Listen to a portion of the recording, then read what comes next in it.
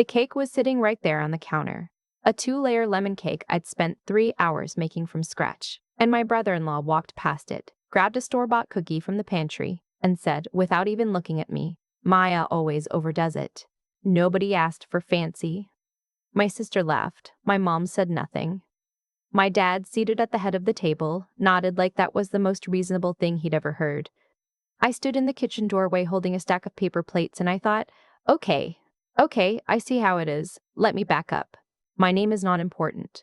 What's important is that I'm 31 years old. I work as a project coordinator for a mid-sized construction firm in Columbus, Ohio. And for the past 4 years, I have been quietly, consistently, and apparently invisibly paying for things in my family's life that they've completely forgotten how to be grateful for. It started small. A car payment here, a utility bill there. My parents had both retired early, my dad at 62 because of a bad knee, my mom at 58 because she wanted to, which I understood. I really did. And they were living mostly on Social Security and a pension that covered the basics, but not much more. I was the oldest of 3. My sister Renee was 2 years younger and had married her husband Colt 3 years ago. My brother Devin was 26 and still in grad school at Ohio State, studying something in the humanities that I never fully understood but supported anyway because he was smart and I believed in him. For a while, the helping felt natural. You do things for your family, you chip in. That's what you do. But somewhere along the way, chipping in became paying for everything. And nobody seemed to notice the shift except me. The car payment I covered for my parents turned into car insurance, then the annual registration. Then a new set of tires when theirs wore down. The utility bill became a standing arrangement. Every month I transferred $300 into my mom's account because things are just a little tight right now. And right now had been going on for 4 years. Devin's grad school tuition was partially covered by his stipend, but the rest, rent, groceries, his laptop when the old one died, that came from me. I'd even co-signed on his lease because his credit wasn't established enough. I did all of this without making a fuss. I didn't put it on a spreadsheet and wave it around. I didn't bring it up at dinners.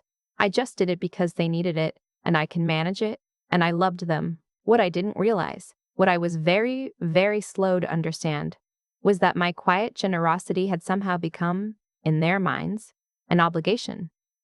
And obligations, when they go unacknowledged long enough, stop looking like gifts. They start looking like nothing at all. The birthday party was for my dad. He was turning 67.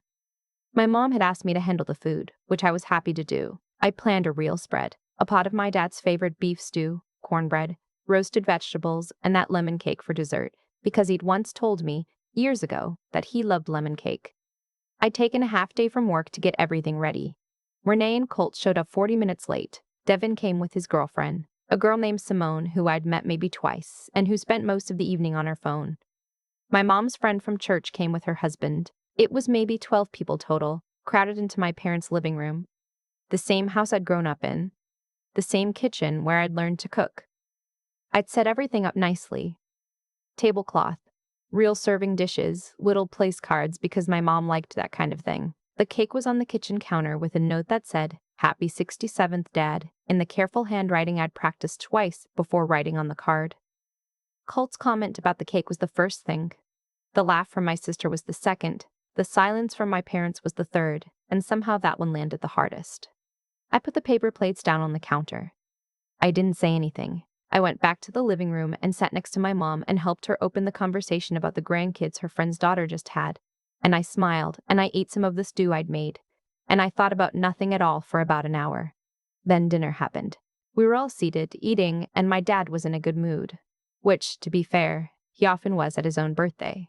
I'll give him that. He was telling a story about something that happened at his friend's garage that I'd heard before, and people were laughing, and it felt almost like a normal family dinner. And then my mom said, offhandedly, the way she says things that are not actually offhand at all, "You know, your father and I were saying it'd be nice to take a trip this fall, maybe Myrtle Beach." I said, "That sounds really nice." She looked at me. "We were thinking you could help with that." I said, "What do you mean help?" "Well, cover it. You're doing so well." And my dad, not even pausing his conversation, not even turning fully toward me, said loud enough for the whole table to hear, "She's got plenty. She doesn't even have rent." I blinked. "I pay rent, Dad." He waved his hand. "You know what I mean. You don't have a family to support. You've got all that extra money just sitting there." Colt snorted. Renee looked at her plate. Devin, to his credit, looked uncomfortable, but he didn't say anything. And my dad added cheerfully, as if this were a fun observation and not a complete dismantling of 4 years of my quiet financial labor. "Honestly, the way we help you out, I think you owe us a vacation." The table laughed. Not everyone. Devin didn't. The church friend looked confused. But enough of them.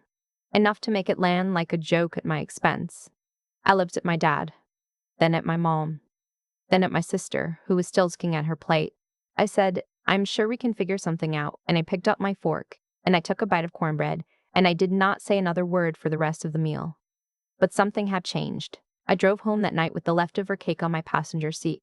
They barely touched it, by the way, 3 slices out of 12, and I sat in my apartment parking lot for maybe 10 minutes before going inside. I have a 1-bedroom apartment in Worthington, about 20 minutes from my parents. I pay $1,150 a month in rent. I have since moved to a different unit, and the price went up. But I've managed. I manage because I have always managed. I didn't call anyone that night. I didn't text. I just sat in my apartment and did the math that I had been quietly avoiding for 4 years. Monthly transfer to my mom's account, $300. Devin's rent shortfall that I covered, $400. Devin's rent shortfall that I covered, $400. Devin's groceries, which had become a bi-weekly Instacart order I paid for because it was easier, about $180 a month. My parents' car insurance, which I'd added myself to my policy 2 years ago as a favor, $127. The new phone I bought my dad last Christmas because his was falling apart, $800. The lawyer I'd quietly paid to help my mom contest an insurance claim 18 months ago, $600 one time. I hadn't looked at all of it together before. I'd been paying it out in pieces, the way you eat an elephant, so you never feel the full weight. Total per month, ongoing, over $1,000. Per year, north of $12,000. 4 years. I sat with that number for a long time. The next morning, I called my boyfriend. His name is Patrick. We've been together for 2 years, and he is the only person who has ever seen my bank statements and not said something like, "Wow, you're so lucky to be so generous," he said, the first time I showed him what I was sending home every month. "That's not generosity. That's a second job you're not getting paid for." I told him he was being harsh. He'd said he hoped I was right. I called him the morning after the birthday party and told him what my dad had said. There was a pause on the phone. "He said you don't have rent," Patrick said. "He said they helped me out." Another pause. "What does he think he's doing for you?" "I genuinely don't know." "What are you going to do?" And that was the question. I'd spent the whole night turning it over. I wasn't angry in the screaming, confrontational way. I was angry in the quiet, clarifying way. The kind of anger that doesn't make you want to fight. It makes you want to make decisions. "I think," I said slowly, "I'm going to stop." I didn't make a scene about it. I didn't write a letter. I didn't call a family meeting. I just stopped. The Instacart order I'd been placing for Devin. I canceled the subscription. The transfer I sent my mom on the 15th of every month. I didn't send it. My parents' car insurance. I called the company and had their vehicles removed from my policy, which brought my own monthly premium down by $127. I did it all in about 45 minutes on a Tuesday afternoon, with my lunch still on my desk. The only thing I did that felt deliberate, that felt like a statement, even if no one knew I was making it, was that I did not call and explain. I did not warn anyone. I did not ease them into it or give them a heads up or apologize in advance. I just stopped. The first to notice was Devin. It was about 12 days later. He texted me on a Thursday night. "Hey, did your card get declined or something? I haven't gotten the grocery order." I stared at the text for a while. Then I typed back, "I canceled it. I need to pull back on some expenses for a while." He texted back immediately. "What? Why?" "Just managing some things on my end. You should be fine with your stipend." "The stipend doesn't really cover groceries after rent." I thought about what to say. I thought about 4 years of biweekly Instacart orders. I thought about the cake with 3 missing slices. I typed, "I know. You might need to figure that part out." He didn't respond for a day and a half. When he did, it was just, "Okay." My mom called 8 days after I stopped the transfer. It was a Sunday morning and I was grocery shopping for myself. which I realized now I'd been doing more thoughtfully ever since I canceled the Instacart order, as if some mental bandwidth had been freed up. "Hey, honey," she said. "I was just checking. Did you forget to send this month's?" I kept walking through the produce section. No, I didn't forget. A pause. "Oh, is everything okay?" "Everything's fine, Mom. It's just, things are a little tight and we were counting on—" "I know you were," I said. "I think it might be time for me to stop sending that for a while. I've been covering a lot of things and I need to take care of my own finances." Silence. Then, "Well, we understand, of course, but I appreciate that. It's just the way things are right now. I know. I'm sorry it's a change. I hope you guys can work it out." She said she had to go and she hung up. I stood in the produce section holding a bag of apples for a long moment. My chest felt tight and also, underneath that, something else. Something I hadn't felt in a while, like standing up straight after years of leaning. My dad called 2 days after my mom.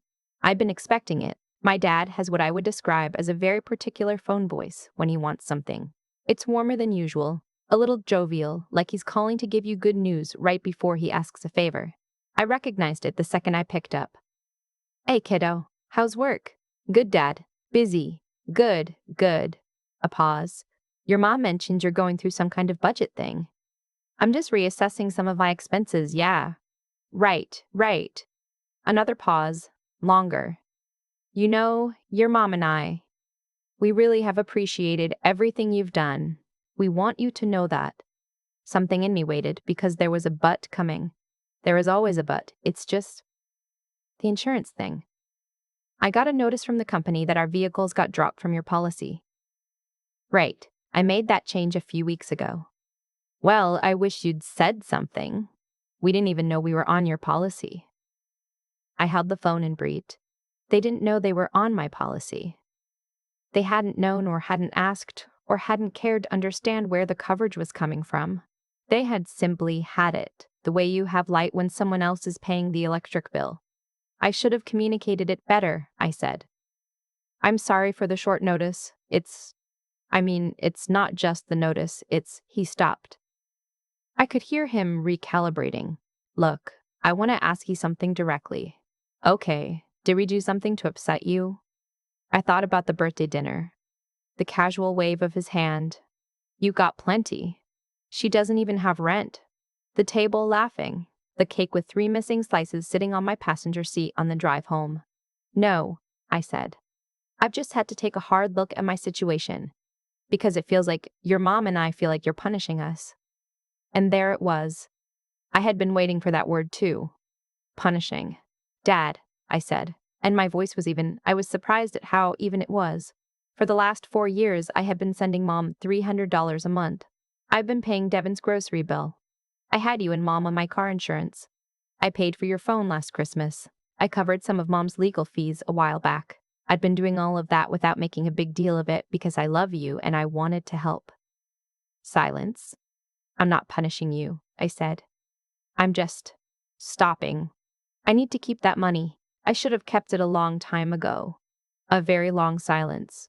Then my dad said in a voice that was quieter than before, "We didn't realize how much." "I know," I said. "That's kind of the point." He didn't say anything after that, and eventually we said goodbye, and I put the phone down and sat on my couch and felt the weird, hollow, half-sad thing that happens when you finally say a true thing to someone who wasn't ready to hear it. In the weeks that followed, things were awkward. My mom called a few times. Once to tell me that Devin had worked out a meal prep situation with some of his grad school friends, which felt like she wanted me to know he was okay so I'd feel guilty for making it necessary. Once to mention that they'd found a cheaper car insurance option through AAA, which again felt pointed. My sister texted once, "Mom seems stressed. Everything okay with you?" I wrote back, "Everything's fine. I'm just handling some things." She didn't push. Renee and I have always had a complicated thing where we understand each other, but not quite enough to have the hard conversations. I think she knew, somewhere, what was happening. I don't think she wanted to look at it too closely. Patrick came over for dinner one Friday and we sat at my kitchen table. The same one where I used to sit with my laptop sending payments and ordering groceries and managing everyone else's logistics. And I made pasta and opened a bottle of wine and we just talked. Not about my family. About his work. and a podcast we've both been listening to, and whether we wanted to go to Nashville in the fall just for a weekend. Nashville sounds good, I said. Yeah? I've actually got the money for it, I said. And then I laughed, which surprised me. And then I couldn't quite stop. He looked at me for a second, and then he started laughing too, and it wasn't mean laughter, it wasn't bitter. It was just the kind of laughter that comes when something true and a little absurd finally lands. 3 months later, my dad called again. This time his voice was different. Not the jovial, fake warm voice, and not the careful, measured voice from our hard conversation. Just his regular voice. The one from when I was a kid and he was teaching me to parallel park in an empty parking lot, frustrated but trying not to show it. I've been thinking about what you said, he told me. Okay, I said. Your mom and I talked, and I think we let you carry a lot. Without saying thank you the way we should have. I was quiet. I'm not saying it to get anything from you, he said quickly. I'm not calling to ask you to start back up. I just wanted to say it, because it was true and I should have said it a long time ago. I sat with that for a moment. My dad is not a man who apologizes easily. He comes from a generation that learned to show love by staying, by working, by not leaving, not by saying the words. I understood that about him even when it frustrated me. Thank you, I said. That means something. We're proud of you, he said. I know I don't say that either. We talked for about 20 minutes after that. About his knee, which had been giving him trouble again. About the fact that Devin had found a part-time tutoring job and seemed to be doing okay. About Renee, who was pregnant, she told the family the week before. And about how my mom was already planning to knit something. When I hung up, I didn't feel like I'd won anything. I didn't feel like I'd lost anything either. I felt like I'd finally stopped pretending, and that the silence I'd bought with 4 years of payments had finally been replaced with something more honest. Even if it was uncomfortable. Even if it wasn't clean, or resolved, or wrapped up neatly. The lemon cake I'd made for my dad's birthday. I made it again for Thanksgiving that year. I brought it to my parents' house in the casserole carrier I'd gotten 2 Christmases ago. My mom had made the turkey. Renee had made green bean casserole. Devin had shown up with a very decent bottle of wine that he clearly saved up for, which I noticed and didn't comment on but appreciated.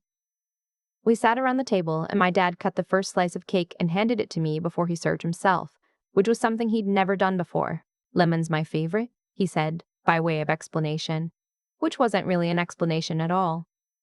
I know, I said. The slice was good. I'd gotten better at the frosting. Outside, it had started to get dark by 4:30 the way it does in Ohio in November, and the kitchen was warm. And I ate my slice of cake and listened to my family talk around me, and I thought, not for the last time, but maybe, for the first time clearly, that I had earned my seat at this table. Not by paying for it. Just by being the person who finally knew when to stop. I used to think that if you were good enough, quiet enough, and patient enough, people would eventually notice. That generosity would be recognized on its own. That love would be seen without you having to point at it. I held that belief for a long time. I held it through 4 years of transfers and payments and grocery orders and co-signed leases, through holidays and birthdays and ordinary Tuesdays when I moved money out of my account and into my family's life without saying a word about it. What I learned, slowly and then all at once, is that invisible giving doesn't teach people to see you. It teaches them to look right through you. There's something that happens when you stop making yourself small to keep the peace.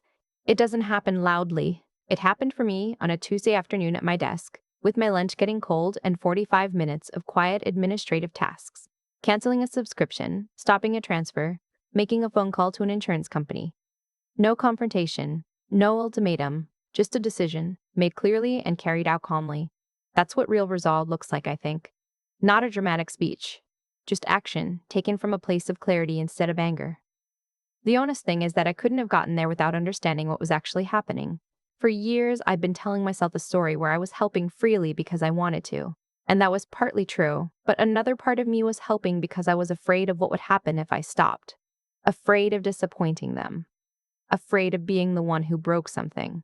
It took Patrick saying, "That's not generosity. That's a second job you're not getting paid for," to make me sit down and actually look at the numbers.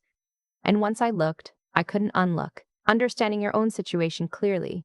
Being honest with yourself about what you're doing and why. That kind of self-knowledge is uncomfortable. It's also the only thing that makes real change possible. The part I think about most now is the phone call with my dad, not the hard one, where I listed everything I'd been paying for. The one 3 months later when he called just to say they hadn't said thank you the way they should have. That call mattered to me not because it fixed everything.